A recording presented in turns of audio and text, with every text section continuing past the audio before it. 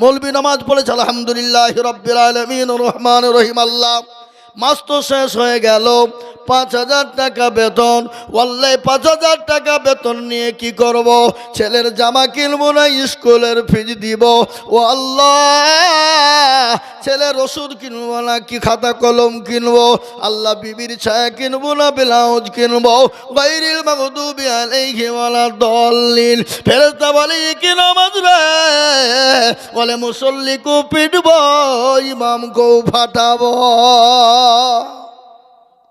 হে মুসলমান, কার কাছে জবাব দিবেন আপনি? কাকে বলবেন আপনি? আজকে আমরা নিজেরাই তো ঠিক নাই, আজকে কার দোষ দিব আমরা? আজকে আমরা নিজেরাই তো ঠিক হতে পারি না, ছেলেদেরকে কোরআনওয়ালা বানাতে পারি না, নামাজি দিনদার ইমানদার বানাতে পারি না, আল্লাহওয়ালা দিলদার বানাতে পারি না। পয়সা খরচের জন্য বললে আমাদের সময় কিন্তু থাকে না। আর এই জন্যে আজকে গোটা পৃথিবীর বেঈমানরা কোরআনের বিরোধী হয়েছে। হ্যাঁ মুসলমান, আজ আমি আপনাদেরকে শোনাই, গোটা পৃথিবীর মাটিতে আজকে মুসলমান বিরোধী চলছে। যে নতুন পুকুরে মুসলমান শেষ করতে হবে, ইসলামকে শেষ করে দিতে হবে, কোরআনকে শেষ করে দিতে হবে, কিন্তু পারবে না বাবা। আজকে গোটা পৃথিবী যদি একদিকে হয়ে যায়, ইসলামকে শেষ করতে পারবে না, কোরআনকে শেষ করতে পারবে না। ইসলামের মালিক হলেন আল্লাহ, কোরআনের মালিক হলেন আল্লাহ। এই কোরআনের মালিককে জোরে কোন? আল্লাহ। এ মুসলমান দরুদি আল্লাহওয়ালা দিনওয়ালা ইমানওয়ালা কলমাওয়ালা, আমি আপনাদেরকে জানিয়ে দিই বাবা, আজকে পশ্চিম ভারতবর্ষের জমিনে খুঁজুন, আজকে মসজিদগুলা ভেঙে দেয়, মাদ্রাসাগুলা ভেঙে দেয়, কোরআনগুলাকে আগুন দিয়ে পুড়িয়ে দেয়, কত অত্যাচার জুলুম চলে। খালি ওটাই নয় বাবা, আজকে পশ্চিম বাংলার মাটিতে মুসলমানদেরকে কোনো সিএমপি এনআরসি করতে চায়, মুসলমানদেরকে দেশ থেকে বের করে দিতে চায়। খালি ওটাই নয়, মুসলমানদের মসজিদ মাদ্রাসা মারকাত খানকা কবরস্থান ঈদগাহ গোরস্থান তারা নতুন উপকারে ছিনিয়ে নিতে চায়। একটাই কারণ হলো বাবা, আমরা বানাই কিন্তু আবাদ করি না, এই জন্যে আমাদের এই দশা। আজকে এখনো অনেক মসজিদে আছে ফজরের আজান ঠিক করে হয় না। কি বলছেন আপনারা বলুন? আছে না? মসজিদ বানিয়েছি মার্বেল টাইলস, কিন্তু ফজরের আজানও এখনো পর্যন্ত ঠিক করে আমাদের মুসলমানরা দিতে জানে না। আফসোস। আজকে পশ্চিম বাংলার দিকে লক্ষ্য করুন না, মুসলমানদের বিরোধী কিভাবে শুরু হয়েছে। কে বলছে 2 কোটি ঢুকেছে, কে বলছে 1.5 কোটি ঢুকেছে, কে বলছে 2.5 কোটি ঢুকে গেছে, কে বলছে 1 কোটি হয়ে গেছে, বের করে দিতে হবে। হয়েছে না হয় না? জোরে বলুন। বলেছে না বলেনি? তার জন্য এশায়ার করলো। এশায়ার করে আল্লাহর কি কুদরত, আল্লাহ আমাদের পাশে আছেন বাপ, কিন্তু মুসলমানের দোষ আছে বাবা। কবি বলেছেন তনখামা দাগে দাগে শোধ, বম্বা গোজা গোজা নে হাম, সারা অঙ্গে ব্যথা, কোথায় ওষুধ লাগাবো খুঁজে পেছি না আমরা। এশায়ার করলো 58,20,868 জন পশ্চিম বাংলায় বাদ গেল। কিন্তু যারা মুসলমানদেরকে গলায় ধাক্কা দিয়ে বের করছে চেয়েছিল, তাড়িয়ে দিতে চেয়েছিল, খোদানি খাস্তা তাদের নামগুলাই বাদ পড়েছে। ওদের মাথায় পোকাও ঢুকে গেছে যে কি হলো এটা, কিচে করতে গিয়ে সাপ বেরিয়ে গেল। যা এ বাবা, আবার তারা ঘুরফির করে আবার কাউকে নোটিশ, কাজ 4টে বাটা, বলে এই 4টে বাটা হলো কেন, এই 6টা বাটা হলো কেন, এই 6টা হোক 8টা হোক 10টা হয়তো তোর বাপের কি, তুই খেতে দেওয়ার মালিক, খেতে দেওয়ার মালিক কে জোরে বলুন, কথা বলেন। যা 4টে বাটা বলতো 6টা বাটা কি করে হলো? ও বলছে হ্যাঁ আমার 4টে বাটা 6টা করে দিকে আইলো। হ্যাঁ, নোটিশ দিয়ে দিয়েছে। ও মাল করে দিকে 2টে খাসি বাঁধিয়ে চলে গেছে, ছাগল নিয়ে যাবে, যাই দিয়ে 2টি আমার বেটা দিয়ে 6টা হয়েছে। বুঝলেন? ওরা যেমন এরাও তেমন এরকম লোক আছে না নাই? এই জঙ্গিপুরে বাবা বিয়ালোর কাছে কবর থেকে মাটি তুলে নিয়ে চলেছে। বুঝি এখানে কি ব্যাপার, মাটি কি হবে? বলে তোরা কাগজ বিশ্বাস করবি নি, তুই ইয়াল নিবি নি, ওয়াল নিবি নি, তো মাটি লিখেছি, ডিএনএ ভর ভরে চেক কর, আমরা কোথাকার মালতা লে। এ বাবা হয়েছে না হয় না জোরে বলুন। কিন্তু একটা কথা আপনাদেরকে বলে দিই, ওরা 2002 সালের ডকুমেন্টস কেন, আরও যদি পেছনের 20 বছর আগকার যদি তারা ডকুমেন্টস চায় তো মুসলমানরা দিতে পারবে না? পারবে না? কি মনে হয় আপনাদের? আছে না নাই? অবশ্যই আছে বাবা, কেউ ঠেকাতে পারবে না। যদি বলে আমরা ডকুমেন্টস নিব না, তোদের বাপ দাদা, তার দাদা, পরদাদা, অমক দাদা যারা মারা গেছে তাদের লিয়াই দেখি ডকুমেন্ট কি আছে। তো যারা মারা গেছে তাদেরকে তো আমরা এখানে মাটি দিয়েছি নাকি বলেন, না অন্য দেশে দিয়েছি? তাদের মাংসগুলা পচে গেল, হাড়গুলা তো পচেনি। হাড়গুলাকে লিয়ে গিয়ে যদি বলে লিয়েছি ডিএনএ ভরে দিয়ে চেক করে না, কোথাকার মাল বলি দিবে? বলে দেবে না? দেবে না? জোরে বলুন। তারপরেও যদি না মানে, পৃথিবী যখন, দুনিয়া যখন জন্ম তৈরি হলো, সেই সময় সর্বপ্রথম সর্বমানুষ যিনি দুনিয়ার জমিনে এসেছিলেন তিনার নাম কি? জোরে বলুন, কি নাম? আদম নবী আলাইহিস সালাম। তিনি তো ভারতের মাটিতেই প্রথম এসেছিলেন। এ বাবা, ওয়ালাকাদ কাররামনা বানি আদম। এ মুসলমান, আমরা তিনারই তো আওলাদ। সুতরাং এর থেকে আর কি প্রমাণ নিবে? আর আমরা যদি বলে তোদের প্রমাণ দে, তোরা লিয়াই, তোদের বাপ দাদা, তার দাদা, পরদাদা আছে লিয়াই, ক্ষমতা আছে দেওয়ার? কথা বলুন, আছে? ওদের তো হাড় গুড় যা ছিল মুচড়িয়ে একবারে আগুন দিয়ে পুড়িয়ে ছাই করি একবারে মাজন হয়ে গেছে। কি বুঝেন আপনারা বলুন? সুতরাং আমাদেরকে তাড়িয়ে দেওয়া তো সম্ভব নয়। এ দেশে আমাদের জন্ম, এ দেশেই আমাদের মৃত্যু হবে। আমাদেরকে ডিভোটার করে, আমাদেরকে ভোটার তালিকা থেকে বাদ দিয়ে, আমাদেরকে দেশ থেকে বের করে দিয়ে ডিটেনশন ক্যাম্পে ভরবা, আর তোমরা লাইনে দাঁড়িয়ে ভোট দেবা, আর আমরা বসে বসে ললিপপ চুষবো নাকি? কি মনে করছেন আপনারা বলুন? হ্যাঁ, না, অত সহজ নয় আমাদেরকে দেশ থেকে বের করে দেওয়া। এই দেশে তো মুসলমানরা 800 বছর রাজত্ব করেছিল। কত বছর? 800 বছর। কিন্তু মুসলমানরা রাজত্ব করতে গিয়ে কোনো জাতি, কোনো ধর্ম, কোনো বর্ণ, কোনো নির্বিশেষে কিনে মন্দির, গির্জা, গুরুদুয়ার ভেঙেছে। কোনো নজির আছে আপনাদের কাছে? কোনো ইতিহাস আছে? যদি মুসলমান চাইতো ভারতের জমিনে গির্জা মন্দির থাকবে না, গুরুদুয়ার থাকবে না, তাহলে ভারতবর্ষের জমিনে কোনো জাতি থাকতো না। কিন্তু মুসলমানরা ইসলাম পন্থী, দিন দরদি, নবীর প্রেমিক, কোরআনের প্রেমিক। আল্লাহ কোরআনে বলেছে লাকুম দীনুকুম ওয়ালিয়া দিন, তোমার ধর্ম তোমার কাছে, আমার ধর্ম আমার কাছে। লা ইকরাহা ফিদ্দিন, ধর্মের ব্যাপারে কোনো ভ্রান্তি নেই, তোমরা বাড়াবাড়ি করো না। এটা ইসলাম বলেছে, কোরআন বলেছে। সুতরাং কোনো জাতির ওপরে তারা কোনো রকমে অ্যাটাক করেনি। তাদের মসজিদ মাদ্রাসা গির্জাকে আপনার ভাঙেনি। আজকে তোমরা আমাদের মসজিদ মাদ্রাসা গির্জাকে, আজকে মসজিদ মাদ্রাসা মারকাজ খানকাকে বিনি অন্যায় বিনি কারণে তোমরা মন্দির খুঁজে পাও না, শিব মন্দির খুঁজে পাও না। তোমাদের মন্দির গেলা মসজিদের ভিতরেই ছিল নাকি? হ্যাঁ, ওরা মন্দির আর খুঁজে পাচ্ছে না। ও মসজিদের ভিতরে নাকি শিব মন্দির ছিল, মসজিদের ভিতরে নাকি মন্দির তৈরি ছিল। আজকে এটা লয় বাবা। আজকে তারা যেন তেন প্রকারে শেষ করতে চায়, কিন্তু পারবে? শেষ করতে পারবে ইসলামকে, কোরআনকে পারবে? ফেরাউন পেরেছে, নমরুদ পেরেছে, আবু জেহেল পেরেছে, আবু লাহাব পেরেছে, উদবা পেরেছে, সাইবা পারেনি, মুগিরা পারেনি। এরা যখন পারেনি, এই যুগের বেঈমানরা কিয়ামত পর্যন্ত মারতে দম তক পারবে না। একটু চিলিয়ে বলুন ইনশাআল্লাহ, জোরে বলুন ইনশাআল্লাহ। আমি আপনাদেরকে বলতে চাই বাপ, আমরা মুসলমান, আমরা মুসলমান, আমরা তো সেই মুসলমান ইসলামের জন্য, দিনের জন্য, কোরআনের জন্য, মসজিদ মাদ্রাসার জন্য জীবনের মায়া করি না, বিবির মায়া করি না, সন্তানের মায়া করি না। জীবন দেওয়ার জন্য আমরা প্রস্তুত। কেন? আমরা মরলে শহীদ আর জিতলে গাজী। সুতরাং আমাদেরকে মরণের ভয় দেখিয়ে ইসলামকে তোমরা তছনছ করবে, মসজিদ মাদ্রাসাকে তছনছ করবে, আর আমরা বসে বসে দেখব। এটা হতে পারে না।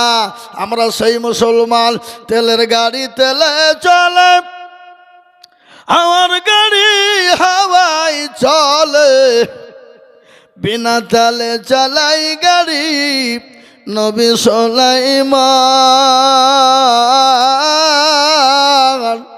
আমরা তো সে মুসলমান।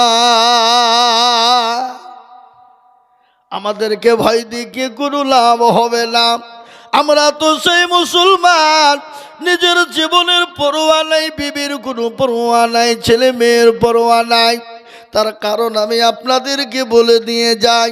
আল্লাহর নবী, বিশ্ব নবী জনাবে মুহাম্মদুর রাসূলুল্লাহ একদিন মদিনার জমিনে ডাক দিয়ে বললেন, ও মদিনার যুবকেরা, মদিনার তরুণেরা, আজকে তোমাদের কাছে রসুল থাকবে না, ইসলাম থাকবে না, কোরআন থাকবে না। সমস্ত সাহাবারা জমা হয়ে গেলেন। আল্লাহ নবীর একজন সাহাবা, যার নাম হলো হযরতে হানজালা, নতুন বিবাহ করেছে, বিবির মায়া নাই, জীবনের কোনো মায়া নাই, জীবনের কোনো পরোয়া নাই। সঙ্গে সঙ্গে রসুলের কথা শুনে যাদের ময়দানে তরবারি নিয়ে তিনি চড়তে শুরু করবেন, পেছন থেকে বিবি টেনে ধরে বলেন, স্বামী, স্বামী গো, আপনি যাবেন যান, আপনাকে বাধা দিব না, কিন্তু স্বামী আপনার উপর গোসলটুকুন ফরজ হয়েছে, আপনি দয়া করে মেহেরবানি করে আপনি গোসলটুকুন সেরে যান। বিবিকে ডাক দিয়ে বলে, বিবি রে, আমি কার জন্য গোসল করবো বলো? যে নবী দুনিয়ার জমিনে থাকবে না, যে ইসলাম জমিনের ভিতরে থাকবে না, আমি কার জন্য গোসল করবো বিবি বলো? হযরতে হানজালা বিবির কত পরোয়া না করে অলঙ্গা তরবারি নিয়ে জাহাদের ময়দানে চলে গেল। কাফের বেঈমানদেরকে জাহান্নামের টিকিট কানা ধরিয়ে দিলেন, তিনি নিজেও শহীদ হয়ে গেলেন। আল্লাহর নবী দেখলেন ইসলামের দামামা বেজে গেল, কলেমার দামামা বেজে গেল। রাসূলুল্লাহ বললেন, ও সাহাবারা, তোমরা লাশগুলাকে একত্রিত করে জমা করো, জমা করার পর তাদেরকে দাফন কাপড়ের ব্যবস্থা করে দাও। সমস্ত সাহাবারা লাশগুলাকে একত্রিত করলেন, দাফনের ব্যবস্থা করবেন। ইতিমধ্যে একজন মহিলা যাদের ময়দানে চলে গেলেন, রাসূলুল্লাহর কাছে গিয়ে বললেন, ও রাসূল, ইয়া রাসূলুল্লাহ, ইয়া হাবিবাল্লাহ, ওগো মায়ার নবী, দয়ার নবী, বিশ্ব নবী, রাসূল গো, আচ্ছা বলুন তো, পেয়ারা নবী তিনি মায়ার নবী কিনা, তিনি দয়ার রসুল কিনা? গজল আছে না, আল্লাহর নবী মায়া নবী গো, আপনি নবী আমার জীবনের জীবন। আল্লাহর নবী মায়া নবী গো, আপনি নবী আমার জীবনের জীবন। আপনি আমার জীবন সাথী, অন্ধকার কবরের বাতি, আপনি আমার জীবন সাথী, অন্ধকার কবরের বাতি, আপনি হইলেন নির্দুনিয়ার ধন। আল্লাহর নবী মায়া নবী গো, আপনি নবী আমার জীবনের জীবন। আপনি রহমাতাল লিল আলামিন, আপনি উম্মতের জামিন, আপনি হইলেন গুনাহগার উম্মতের আপনজন।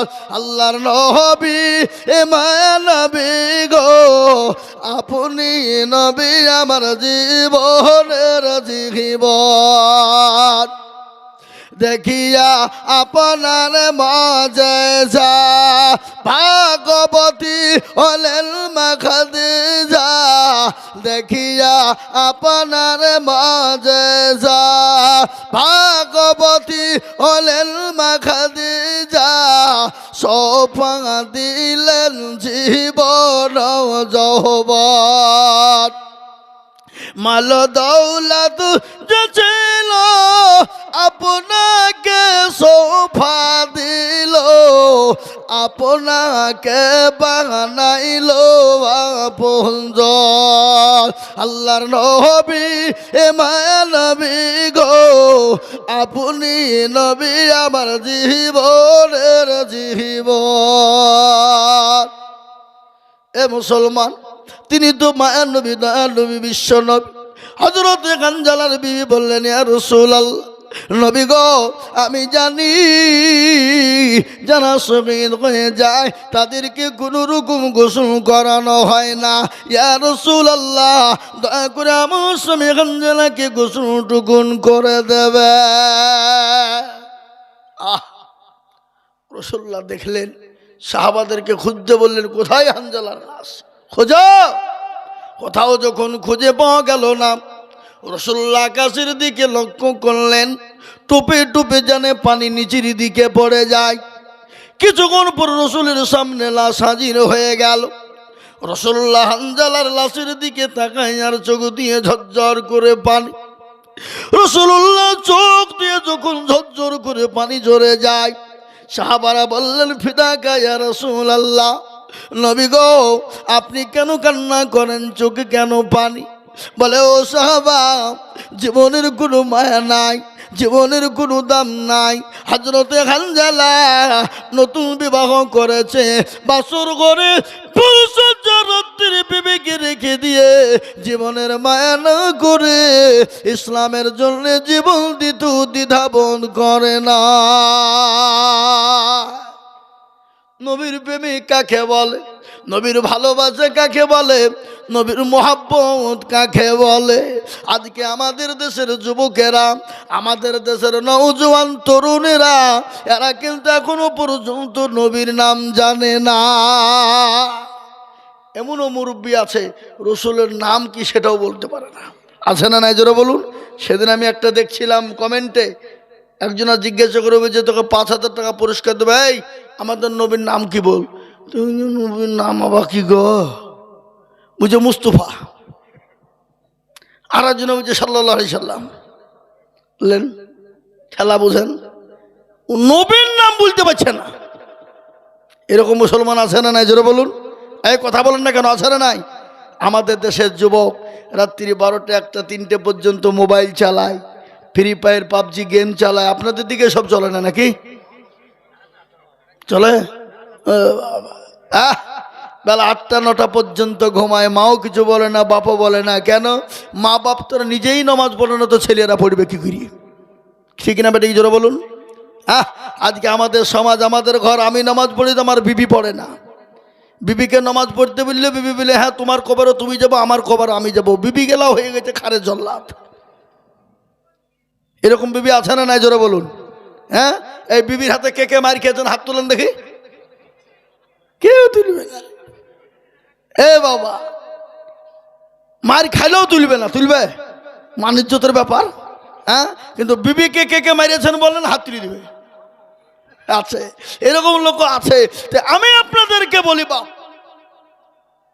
আল্লাহওয়ালা, এই যে 14ই ফেব্রুয়ারি আসছে, আপনাদের দিকে আসছে কিনা জানি না। এরকম আজকে হুজুর কত তারিখ? 9 তারিখ। এই যে 14ই ফেব্রুয়ারি আসছে, আমাদের মুসলমানরা পালন করবে ভালোবাসা দিবস। কুত্তা কুত্তি যেমন ছুটে বেড়ায়, তা আমাদের দেশের যুবক আর যুবতীরা ছুটে বেড়াবে, ভালোবাসা দিবস পালন করবে। ইসলাম এটাকে হারাম বলে দিয়েছে, হারাম করেছে, নিষিদ্ধ করেছে। এটা হলো খ্রিস্টানদের কালচার। 1 এপ্রিল মুসলমানরা পালন করে, এটা খ্রিস্টানদের কালচার। এই যে 14ই ফেব্রুয়ারি ভালোবাসা দিবস, কিসের ভালোবাসা দিবস? যদি ভালোবাসা দিবসই হয় তো তুমি তোমার মাকে ভালোবাসো, তোমার বাপকে ভালোবাসো, নিজের বোনকে মহব্বত করো, বাজার থেকে কিছু নিয়ে এসে দাও, আনন্দ খুশি করো। ওর বেলায় প্রেমিক প্রেমিকাকে নিয়ে ছুটবে বাজারে, হারামখোর, নির্লজ্জ, বেহায়া। এরকম সমাজে আমাদের ঘরে আছে না জোরে বলুন? মুসলমান এসবগুলা মুসলমানরা পালন করে। ছিছি ছিছি ছিছি ছিছি ছি, ইমান থাকতে পারে না। নিজের যুবক ছেলেদেরকে, মেয়েদেরকে পালন করার জন্য নিষেধ করবেন। এর না হলে যদি না করেন, কিয়ামতের দিবসে আল্লাহর আসামির কাঠ করে আপনাকে দাঁড় হতে হবে। আপনি ছেলে জন্ম দিয়েছেন, মেয়ে জন্ম দিয়েছেন, আর আপনার ছেলে মেয়ে 14ই ফেব্রুয়ারি ভালোবাসা দিবস পালন করবে, কুত্তা কুত্তির দিবস পালন করবে। এটা হতে পারে না, এটা হতে পারে না। এটা মুসলমানের ঘরের ছেলে করতে পারে না, এটা মুসলমানের ঘরের মেয়ে করতে পারে না। জি, ভাই আমার দরদ, ইসলাম দরদি, আল্লাহওয়ালা, দিনওয়ালা, ইমানওয়ালা, আমি বলবো মুসলমান আসুন নামাজি হই, দিনদার হই, কোরআনওয়ালা হই। রাসূলুল্লাহ সাল্লাল্লাহু আলাইহি ওয়াসাল্লাম যেদিন দুনিয়া থেকে বিদায় হয়ে যাবে প্রচণ্ড বুকে যন্ত্রণা, আহা মাথায় যন্ত্রণা, সহ্য হয় না। হযরতে জিবরিল আলাইহিস সালাম এলেন, এসে বললেন ইয়া রাসূলুল্লাহ আপনি কেমন আছেন? বলে আমি মোটেও ভালো নাই। বলে জিবরাইল আমার প্রচণ্ড বুকে যন্ত্রণা, মাথায় যন্ত্রণা, আমি সহ্য করতে পারি না রে জিবরাইল। বলে ইয়া রাসূলুল্লাহ আমি একটা নতুন ফেরেশতা আজকে এনেছি গো নবী, যে ফেরেশতা জীবনেও কোনোদিন কারো কাছে অনুমতি নেয় না। ইয়া রাসূলুল্লাহ আপনি যদি অনুমতি দেন আমি সেই ফেরেশতা আপনার কাছে আনবো। নবী বলেন ও জিবরাইল আমি যদি অনুমতি না দিই তাহলে কি হবে? বলে নবী গো আপনি যদি অনুমতি না দেন সে চলে যাবে। রাসূল বলে না না তাকে আমার কাছে আসতে দাও। বিশ্ব নবী দয়ার নবীর কাছে চলে এলেন। হযরত আজরাইল আলাইহিস সালাম এসে সালাম দিলেন। রাসূলুল্লাহ সালামের উত্তরখানা দিলেন। বলে ইয়া আখি আজরাইল বলো তুমি কেমন আছো? বলে রাসূল আমি ভালো আছি। বলে ইয়া রাসূলুল্লাহ আপনি কেমন আছেন? বলে আমি মোটেও ভালো না, আমার প্রচণ্ড বুকে যন্ত্রণা, মাথায় বড় যন্ত্রণা। বলে নবী গো আল্লাহ আমাকে আপনার কাছে পাঠিয়েছে। ইয়া রাসূলুল্লাহ আপনি যতদিন মন চায় আপনি দুনিয়ার জমিনে আপনি থেকে যান, কিন্তু ইয়া রাসূলুল্লাহ আপনি দুনিয়ায় যতদিন মন চায় আপনি থাকতে পারেন, কিন্তু আল্লাহ আপনার দিদারে পাগল হয়ে আছে। ও রাসূলুল্লাহ আপনি যদি দুনিয়ায় থাকতে থেকে যান যতদিন মন চাইবে আপনি থাকবেন, কিন্তু আল্লাহর দিদারে আপনার যাওয়াটা নাকি জরুরি। আল্লাহ নবী বললেন আজরাইল আমার দুনিয়ায় থাকার কোনো প্রয়োজন নেই, আমার আল্লাহর সঙ্গে দিদারে দেখা করাটাই বড় প্রয়োজন।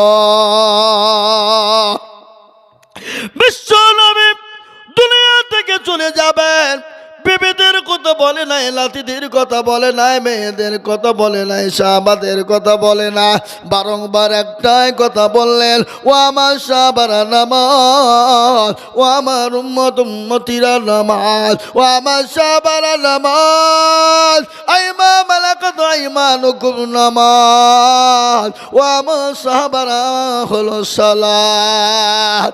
রাসূলুল্লাহ বারংবার নামাজের কথা বলে গেলেন। বিশ্ব নবীর জন্য কবুল করার জন্য আজরাইল আলাইহিস সালাম যখন বুকে হাতখানা দিলেন রাসূলুল্লাহ দুই চোখের কোণো দিয়ে গড় গড় গড় গড় করে পানি ঝরে যায়। হযরত আজরাইল বললেন ইয়া রাসূলুল্লাহ, আল্লাহ নবী বললেন আজরাইল রে আমার এত কষ্ট হয় গোটা উহুদ পাহাড়টা আমি নবীর বুকের উপরে জানে বসে গেল। বলো আজরাইল আমার উম্মতির নাকি কষ্ট হবে, আমার উম্মতি কি কষ্ট পাবে? রাসূলুল্লাহকে বললেন নবী গো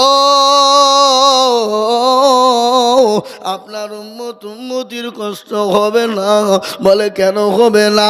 ইয়া রাসূলুল্লাহ ছোট বাচ্চাগুলা যেমন মায়ের কোলে স্তনে দুধ খেতে খেতে যেমন ঘুমিয়ে যায়, কোনো বুঝতে পারে না।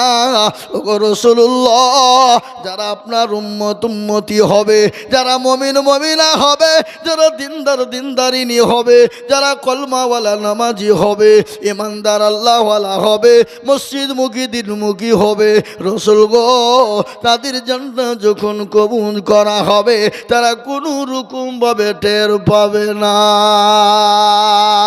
সেই মুসলমান আজ নামাজ পড়ে না। কেন নামাজ পড়বো না?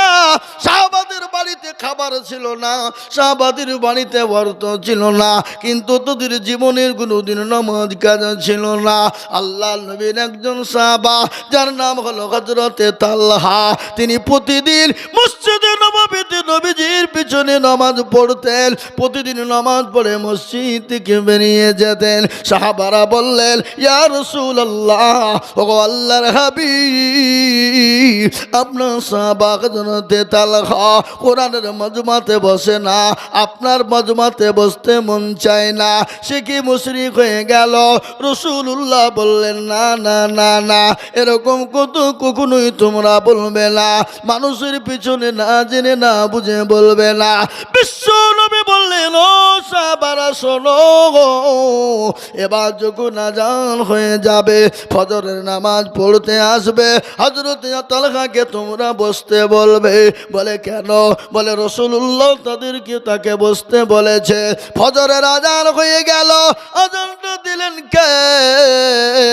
হযরত বিলাল হাবশী রাদিয়াল্লাহু তাআলা আনহু।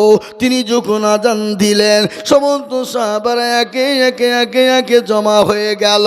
ওই বিলালের ঘটনা আমি আপনাদেরকে একটু বলি। হযরত বিলাল তিনি কি ছিলেন? নবীজির 6,500 সাহাবা ছিল। 6,500 সাহাবার ভিতরে আল্লাহ নবীর সব থেকে কাছের সাহাবা, নবীকে সব থেকে বেশি মহব্বত করতেন যিনি, যার নাম হলো হযরতে বিলাল। ওই বিলালের একটা ঘটনা চলে এলো মনে। আল্লাহ নবী যখন সিদরাতুল মুনতাহা, নবীজি যখন মিরাজের রাত্রি গিয়েছিলেন, জান্নাত জাহান্নাম গমন করেছিলেন, রাসূলুল্লাহ জান্নাতের ভিতরে তিনি ঘুরফির করতেছিলেন।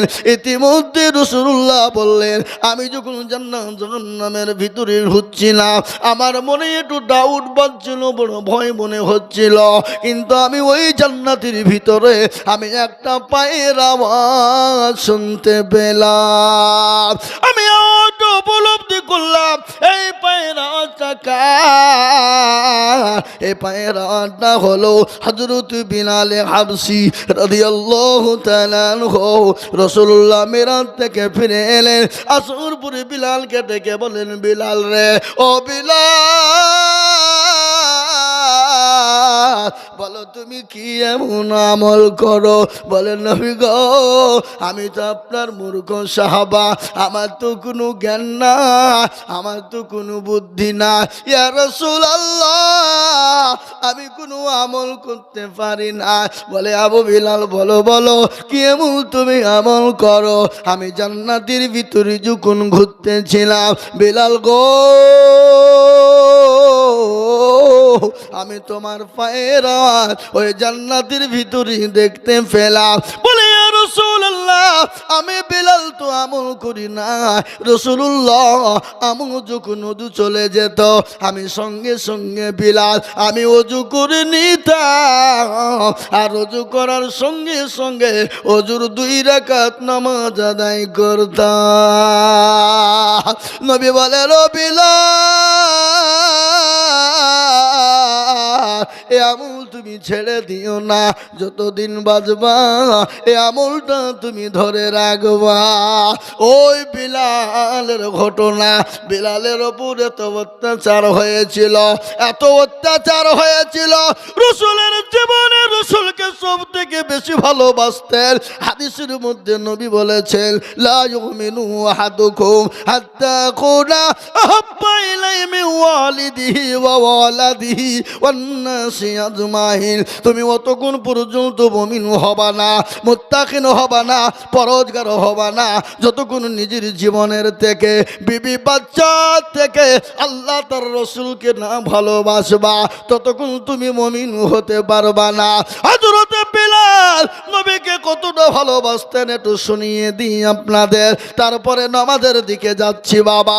হযরত বিলাল, এত বিলালের উপর অত্যাচার হয়েছিল, কাফির বেঈমানেরা, আবু জেহেলের দলেরা বিলালকে এত মার বেড়েছিল, সমস্ত শরীরের চামড়া গালা বিনিয়ে গিয়েছিল, গোটা শরীরকে ক্ষত বিক্ষত করে দিয়েছিল, শরীরের মাংসগুলা কেটে কেটে নিত, গর্ত হয়ে যেত। তো শিকার কাফির বেঈমানেরা ওই বিলালকে একটা বারের জন্য ওষুধ দিত না, কোনো রকম তার জন্য ট্রিটমেন্ট হতো না। হযরত বিলালের গলার ওপর পা তুলে দেওয়া হলো, দুই পায়ে উঠ বেঁধে দেওয়া হলো, জিহ্বাকে টেনে বের করে প্যারাককে মেরে দিল, দিয়ে বলল বিলাল রে একটা বার বল আল্লাহ মানি না, একটা বার বল নবীকে মানি না। বিলাল বলেছিল আহাদ আহাদ আহাদ, আমার জীবন চলে যাবে, তারপর আল্লাহ তার রসুলের মহাব্বত আমার জীবন থেকে যাবে না। ওই বিলাল যদি রাসূলুল্লাহ দুনিয়া থেকে চলে গেলেন, হযরতে বিলাল পাগল হয়ে গেল। মদিনা থেকে তিনি বেরিয়ে চলে গেলেন, সিরিয়া দামেস্কে চলে গেলেন। বিলাল না, বিলাল না, বিলাল চলে গেল। আল্লাহ নবী সব বিলাল এক দুই করতে করতে 6টা বছর কেটে গেল। সমস্ত বিলালের জন্য পাগল হয়ে গেল সাহাবারা। বিলাল আসে না, স্বপ্নের মধ্যে রাসূলুল্লাহ বলে বিলাল রে এ কেমন নিষ্ঠুরতা, ওরে বিলাল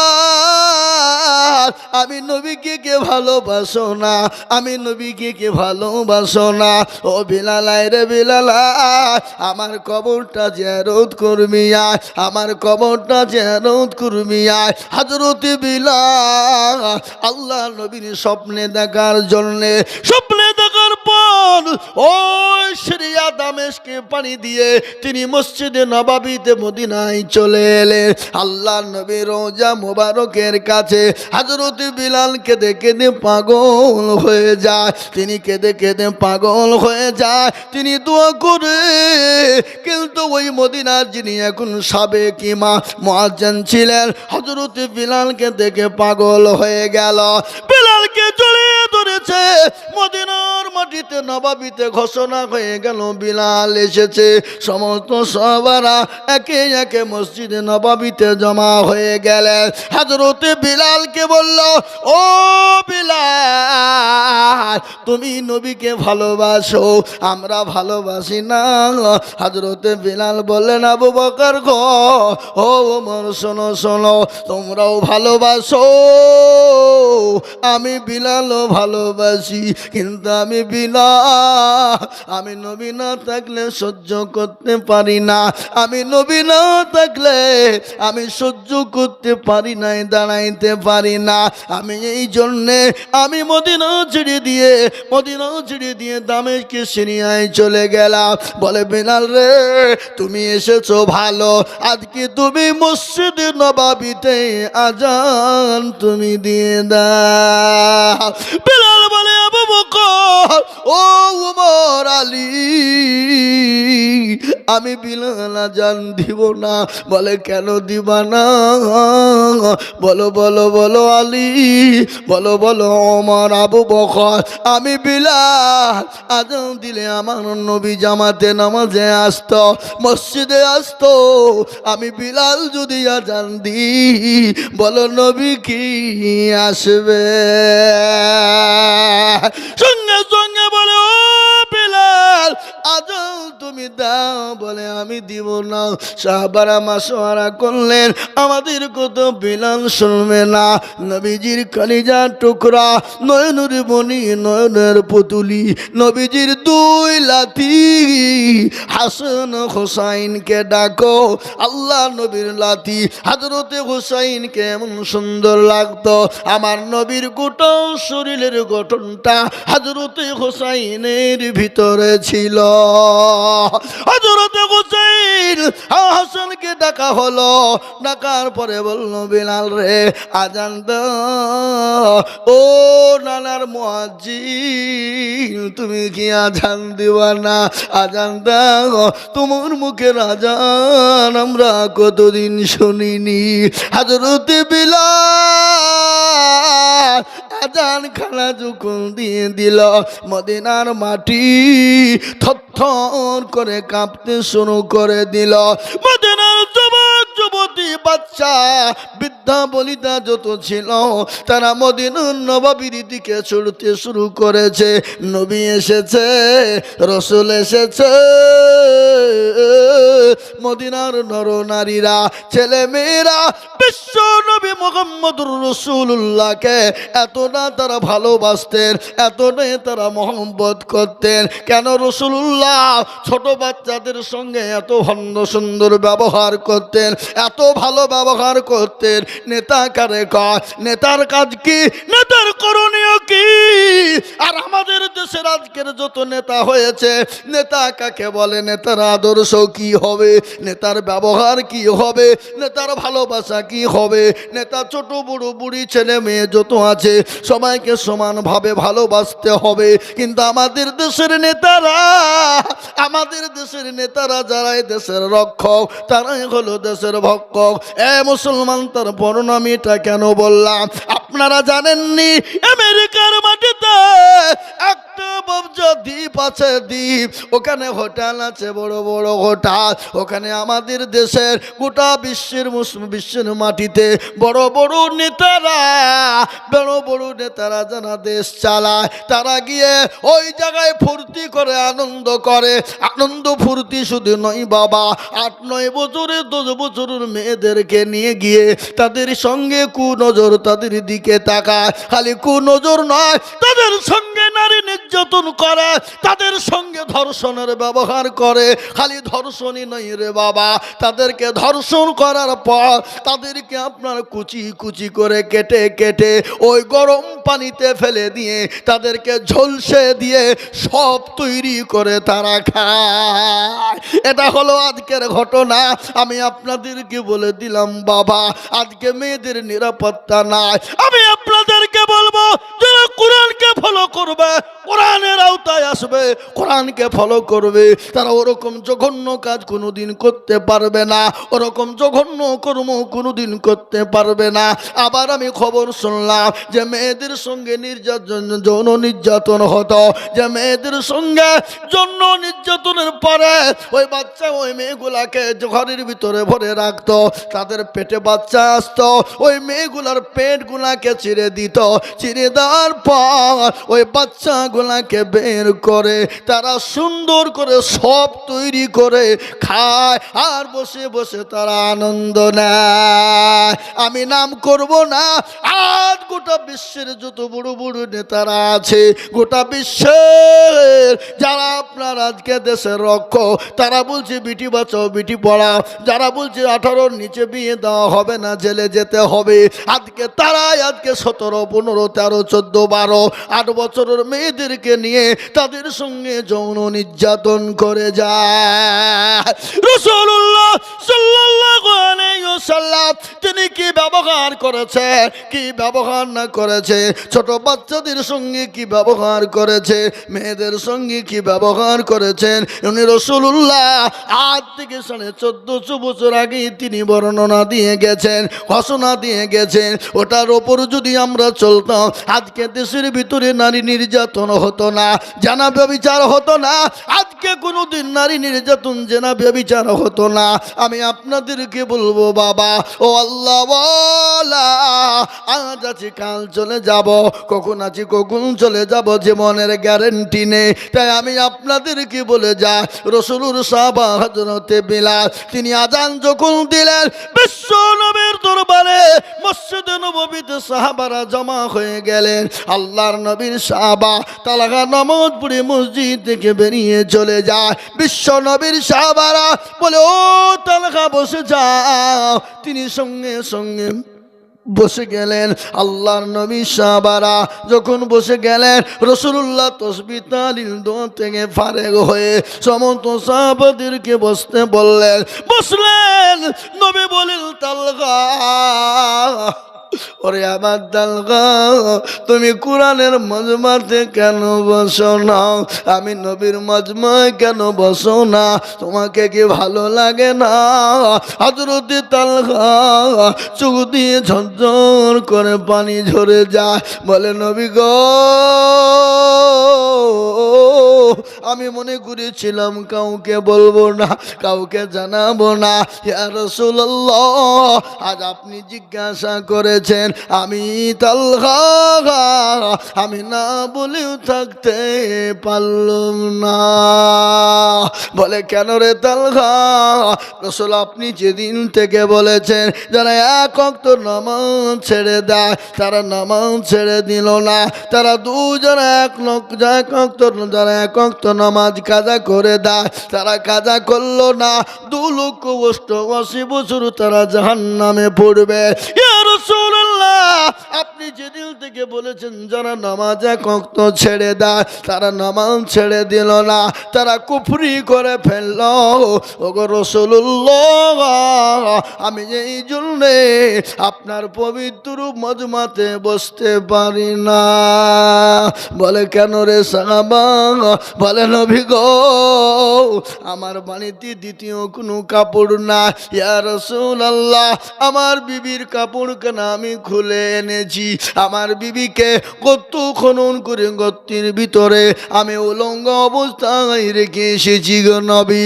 ও রাসূলুল্লাহ, আমি জীবনেও কাউকে বলবো না মনে করেছিলাম, কাউকে জানাবো না, কিন্তু ইয়া হাবিবাল্লাহ আপনি জানতে চেয়েছেন আমি তালহা আমি না বলেও থাকতে পারলাম না।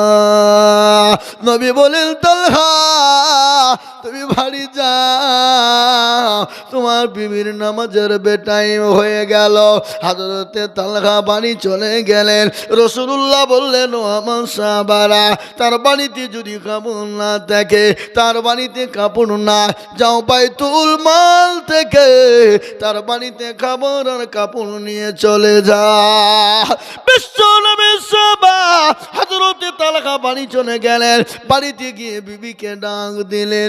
বিবি বলেন প্রাণের স্বামী গো, আপনার কেন দেরি হয়ে গেল? আমার যে নামাজের বেটাইম হয়ে গেল।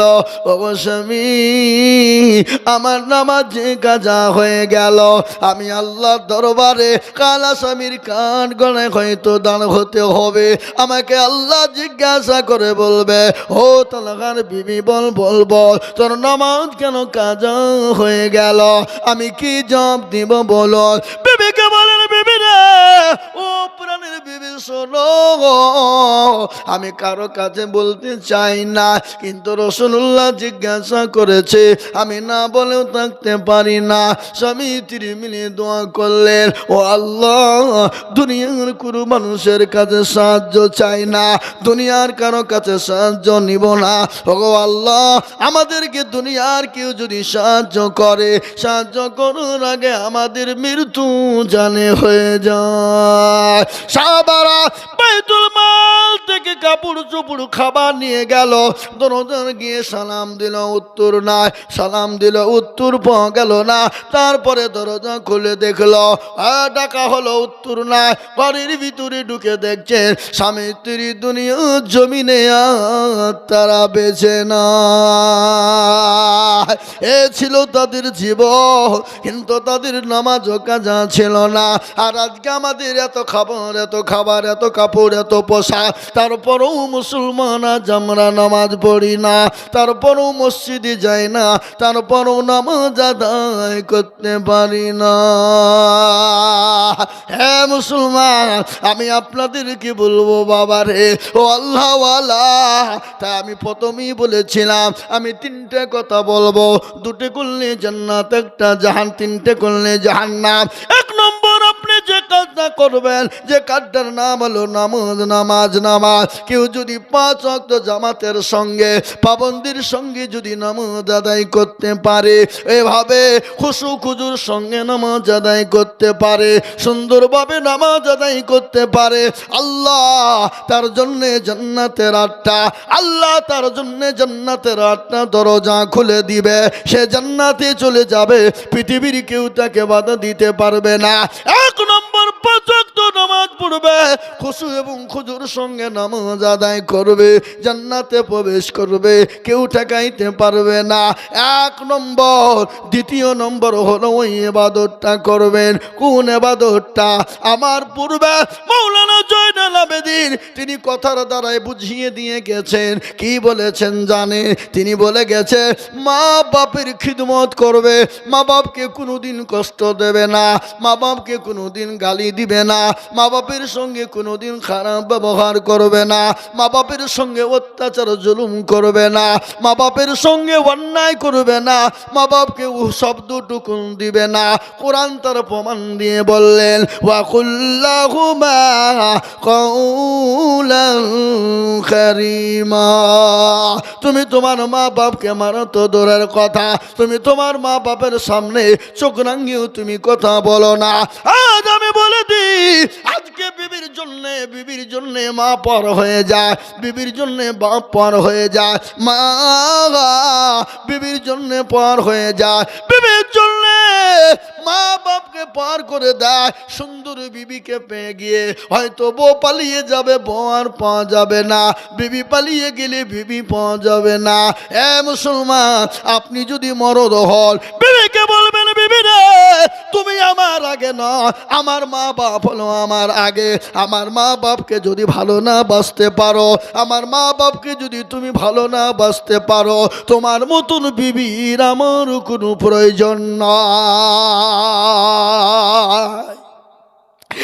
মুসলমান, 2 নম্বর হলো মা বাপকে ভালোবাসা দেবেন, মহব্বত করবেন, মা বাপকে কোনোদিন দুঃখ কষ্ট দেবেন না। আল্লাহু আকবার। মা বাপের দোয়াতে আপনার জন্য জান্নাতের দরজা খুলে যাবে। 2 নম্বর দুটো কাজ আপনি করবেন। 3 নম্বর কাজটা আপনি জীবনেও কোনোদিন করবেন না। কোন কাজটা করবেন না? ইন্নাকা লাগালা, আল্লাহ কোরআনে বললেন ইন্নাকা লা, কোরআনে ভুলে এলাম, শিরকুল আযীম। হুজুর কি আছে একটা? ইন্না শিরকা লা যুলমুল আযীম। মুসলমান দরদি, শিরক করবেন না যতদিন দুনিয়া জমিনে বেঁচে থাকবেন, যতদিন বেঁচে থাকবেন খবরদার শিরিক করবেন না। শিরিক যদি করেন, আল্লাহর সঙ্গে যদি শিরিক হয়ে যায়, আপনি নামাজ রোজা হজ যাকাত ইবাদত যতই করুন না কেন, আপনি আল্লাহর জান্নাত যেতে কিন্তু পারবেন না। সব থেকে বড় গুনাহ হলো ইন্নাশ শিরকা লা যুলমুল আযীম। সব থেকে বড় গুনাহ হলো শিরকের গুনাহ। শিরকের গুনাহ আল্লাহ সব গুনাহ ক্ষমা করবেন, কিন্তু শিরকের গুনাহ ক্ষমা হবে না। আপনাদের দেশের লোক শিরক করে না নাকি? শিরক করে না? আলহামদুলিল্লাহ। সব থেকে বড় গুনাহ শিরক কাকে বলে? 8-10 বছর বিয়ে হয়েছে, বাচ্চা হয়নি, তালতলা বেলতলা গাছতলা মেহেদিতলা হরহরিয়া লালডাঙ্গা পিয়ারডাঙ্গা আলহাদি হানফি শাফি মালিকি ছোট পীর বড় পীরের দরবারে গিয়ে বলছে মেরে খাজা গোদ মে এক লড়কা বানা দো। আল্লাহ বলছে তোকেও ফাটাবো, খাজাকেও ফাটাবো। এই সন্তান দর মালিককে জোরে কর। সন্তান দর মালিক হলেন আল্লাহ। কোরআনে আল্লাহ রাব্বুল ইজ্জাত বলে দিলেন, সুন্দর করে আল্লাহ বলেছেন। আল্লাহ বললেন আমি কাউকে বেটা দিই তো বিটি দিই না, কাউকে বিটি দিই তো বেটা দিই না, কাউকে বেটাও দিই বিটিও দিই, কাউকে কিছুই দিই না। ইন্নাল্লাহা আলা কুল্লি শাইইন কাদির। আল্লাহ বললেন আমি সর্বশক্তিমান, আমি যাকে মন চাই বেটা দিই বিটিও দিই, আবার যাকে চাই আমি বেটাও দিই না বিটিও দিই না, আবার কিছুই দিই না। এটা আমি আল্লাহ, আমার কুদরত। এই বাবা, মুসলমানরা শিরিক করে। এই বাঁকুড়া জেলা, নাম শুনেছেন আপনারা? আমি 3 দিন জালসায় ছিলাম। ওখানে এক সাধু বাবা বসে আছে, হুজুর বুঝলেন? সে কোন সাধু গোয়া? মাথায় জট, দাড়িতে জট, গায়ে ছালার চট, মুচার দাড়ি এক জায়গায়। আমি বলছি আল্লাহ, এ মাল যদি দই খাই তো দই ঢুকে কোন দিক দিয়ে? এ তো মুখ ছেড়ে থাকতে হবে নাকি?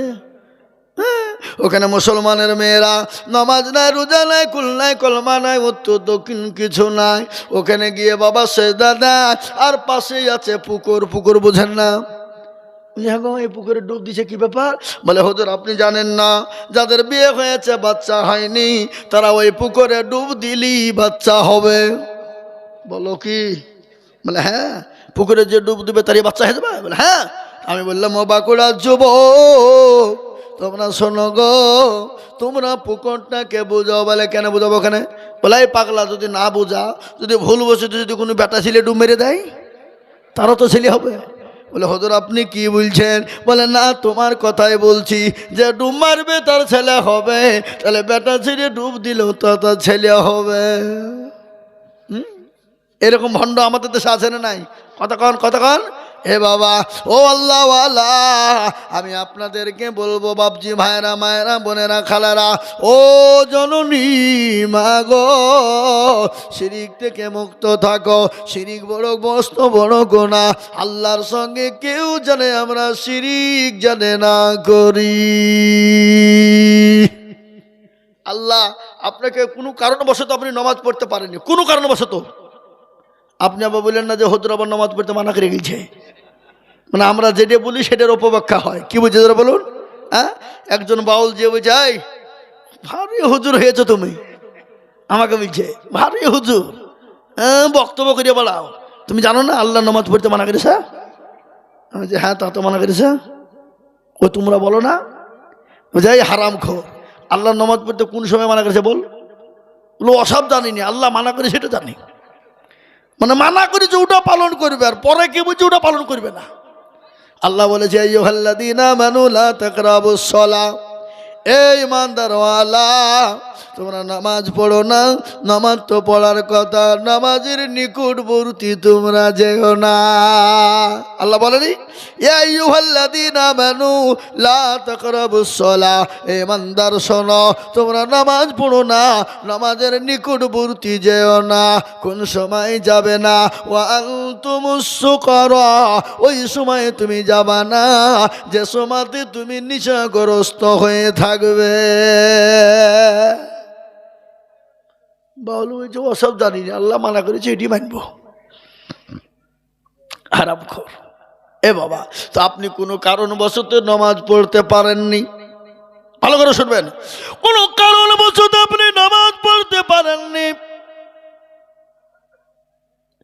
আল্লাহ আপনাকে চাইলে ইচ্ছাকৃত আল্লাহ তো আপনাকে মাফ করে দিতে পারে।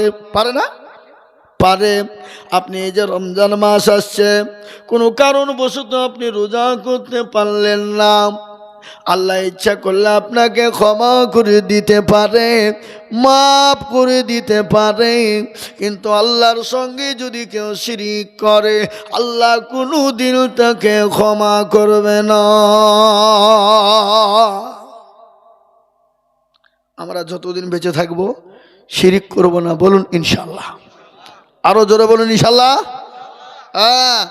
আর এই রমজান মাস আসছে বাবা, আমরা বেশি বেশি নামাজ পড়বো, দান খায়রাত করবো, জিকির করবো, তসবিহ করবো, কোরআন তেলাওয়াত করবো, কথা কম বলবো, স্বামী স্ত্রীর মধ্যে ঝামেলা ঝঞ্ঝাট কম করবো, ঝগড়া করবো না। কি ঠিক বুঝতে পারলেন না কি বললাম? হ্যাঁ, কথা কম বলবো, আড্ডা বেশি দিব না, চায়ের দোকানে বেশি বসবো না, বেশি বেশি করে সময় দেবো, ইবাদত করবো মসজিদে। একটা মাস বড় বরকতি মাস, রহমতি মাস, এটা 3 ভাগে ভাগ বাবা। একটা হলো রহমত, একটা হলো মাগফিরাত, আর একটা হলো নাজাত। আছে না নাই জোরে বলুন? 3টে ভাগে ভাগ। এই রমজান মাস সামনে আসছে, আজকে তো 9 তারিখ হয়ে গেল নাকি হুজুর? আজ 9 তারিখ হয়ে গেল, তার মানে 18 তারিখ, আর 9 দিন, আর 9 দিন বাবা। আহা হা, এই 9 দিন আল্লাহ আছে, 9 দিনের পরই ইনশাল্লাহ আমরা রমজান মাস পাবো। কিন্তু অনেক দিন বাবা, অনেকজন বলছে হ্যাঁ বাবার ভাত নেই, শুকাবো নাকি? এই হারাম কর, তোর বাবার ভাত নেই, তোকে কে শুকাইতে বলছে? তুই খাগা নাকি? কিন্তু এটা শুনেলেন, যারা সুস্থ শরীর নিয়ে দিনের বেলায় পানাহার করবে, খাবে, যারা দানা খাবে, তত্ত্বটা দানায় তার জন্য পোকাতে জর্জরিত হবে। বুঝতে পারলেন? রমজান মাসের একটা রোজা যদি ছুটে যায়, অন্য মাসে আপনি 1000টা রোজা করলেও তার সমতুল্য হবে না। কি বরকতি মাস, কি রহমতের মাস। এ বাবা সুবহানাল্লাহ সুবহানাল্লাহ, কি বরকতি রহমতের মাস। আল্লাহ আমাদেরকে রমজান মাস আসছে, রমজানে রোজা করার তৌফিক দান করুন, দান খায়রাত ইবাদত বন্দেগী করার তৌফিক দিন, এবং 5 ওয়াক্ত নামাজ যেন সঠিকভাবে আদায় করতে পারি, শিরিক থেকে যেন আমরা বেঁচে থাকতে পারি। সকলেই বলি আল্লাহুম্মা আমিন। একটু দুরূদ ইব্রাহিম পড়ি, আল্লাহুম্মা সাল্লি আলা মুহাম্মাদ ওয়া আলা আলি মুহাম্মাদ। মেলা হয়ে গেছে, 1.5 ঘন্টা বলে ফেলাচ্ছি, এক জায়গাতে 2.5 ঘন্টা বলেছি, এখানে 1.5 ঘন্টা হয়ে গেল, তার মানে 4 ঘন্টা হয়ে গেল, আর বলা হবে না। আল্লাহুম্মা আমিন। রব্বানা যালামনা আনফুসানা ওয়া ইল্লাম তাগফির লানা ওয়া তারহামনা লানাকুনান্না মিনাল খাসিরিন। রব্বানা আতিনা ফিদ দুনিয়া হাসানাতাও ওয়া ফিল আখিরাতি হাসানাতাও ওয়া কিনা আযাবান নার।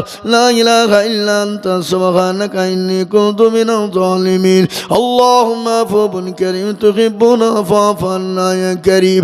ইয়া মুকাল্লিবাল কুলুব সাররিফ কুলুবানা আলা দীনি। ইয়া মুকাল্লিবাল কুলুব সাররিফ কুলুবানা আলা তাআতি। ইয়া রাব্বুল আলামিন, ইয়া আকরামাল আকরামিন। হে পরওয়ারদিগার আলম, ও আল্লাহ, গভীর রজনীতে তোমার দরবারে হাত দুখানা উঠিয়েছি। ও আল্লাহ, আমাদের হাত দুটোকে কবুল করে নাও। আল্লাহ, এই জলসাকে কবুল করে নাও। এই জলসার শত বক্তাকে তুমি কবুল করে নাও। আল্লাহ, এই জলসার সভাপতি, সেক্রেটারি, ক্যাশিয়ার যারা আছে, কমিটি, তাদের সকলকে তুমি কবুল করে নাও। আল্লাহ, গ্রামকে তুমি মঞ্জুর করে নাও, কবুল করে নাও। আল্লাহ, গ্রামের মানুষকে নামাজি, দিনদার, পরহেজগার আল্লাহ ওয়ালা বানা তৌফিক দাও। ও আল্লাহ, আমরা এত গুনাহ করেছি, কাবিরা সেগিরা, চলতে ফিরতে জানা অজানা, রাতে অন্ধকারে আমরা ক্ষমা যোগ্য নয়। ও আল্লাহ, আমাদেরকে তুমি ক্ষমা করো, মাফ করো। আল্লাহ, আমরা পাহাড় সমতুল্য গুনাহ করে ফেলেছি। আল্লাহ, সমুদ্রের ফেনালে গুনাহ করেছি। আল্লাহ, ও আল্লাহ, তুমি বলেছো আমার বান্দা যদি পাহাড় সমতুল্য গুনাহ করে, সমুদ্রের ফেনালে গুনাহ করে, ও আল্লাহ, তুমি ক্ষমা করে দিতে ভালোবাসো। তুমি বলেছো আমার বান্দা যদি একবার তওবা নাসোয়া করে না, আমার বান্দা জীবনের জিন্দেগির যত গুনাহ আছে সমস্ত গুনাহকে আমি আল্লাহ ক্ষমা করে দিই। ইয়া আল্লাহ, এই জলসাওয়ালাদেরকে কবুল করে নাও। আল্লাহ, জলসায় গভীর রজনী পর্যন্ত তোমার বান্দা বান্দিরা বসে আছে, শীতের রাত, শীতকে অপেক্ষা করে। আল্লাহ, ও আল্লাহ, সকলের জলসা শোনাকে কবুল করে নাও। আল্লাহ, সকলের দিনদার, ইমানদার, কলমাওয়ালা বানা তৌফিক দাও। আল্লাহ, সকলকে মসজিদমুখী, দিনমুখী, ইমানওয়ালা হওয়ার তৌফিক দাও। ও আল্লাহ, তোমার পবিত্র কোরআনকে পড়ার আমাদেরকে তৌফিক দাও। ও আল্লাহ, ওই মজলিসের ভিতরে অনেকের মা খানা, বাপ হারা, অনেকের ছেলে খারা, মেয়ে খারা, আত্মীয় স্বজন খারা। ও আল্লাহ, যারা আমাদেরকে ছেড়ে চলে গেছে, জানি না তারা কবরের মাটিতে কি অবস্থায় আছে। মাবুদ গো, তাদের কবর গুলাকে তুমি জান্নাতের বাগিচা তুমি বানিয়ে দাও। ইয়া আল্লাহ, মৃত্যু এমন একটা বস্তু, মৃত্যু এমন একটা বস্তু, মানুষ Delhi, Bombay, Gujarat, Saudi, Kuwait, Dubai যদি চলে যায়, 10 বছর, 12 বছর, 15 বছর পরে হলেও ফিরে আসে। কিন্তু মৃত্যু এমন একটা জিনিস যে একবার দুনিয়া থেকে চলে যায়, যত আদরের হোক, মহব্বতের হোক, আল্লাহ আর কোনো দিন ফিরে আসে না।